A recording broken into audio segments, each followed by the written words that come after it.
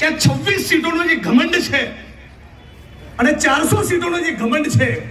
એ તોડવાની શરૂઆત ગુજરાતમાં દેશમાં કોઈએ કરી હોય ને તે જ્ઞાનીબેન ઠાકોરે કરી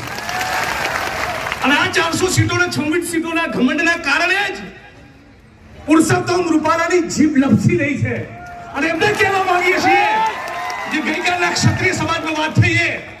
કે તમે જે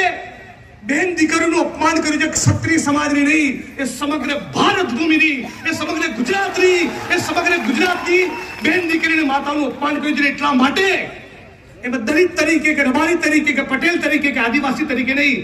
ભારતવાસી તરીકે એ સ્ટેટમેન્ટનો વિરોધ કરીએ છીએ અને જેણે પણ આવું સ્ટેટમેન્ટ કર્યું છે એ ભારતીય જનતા પાર્ટીને છઠ્ઠીનું ધાવણ યાદ કરાવવાના છીએ. એનો આજે સંકલ્પ કરીને જવાનો છે. ગઈકાલે 14મી એપ્રિલ હતી, હું ધારવાડમાં હતો અને ધારવાડથી ફ્લાઇટ લઈને આવ્યો.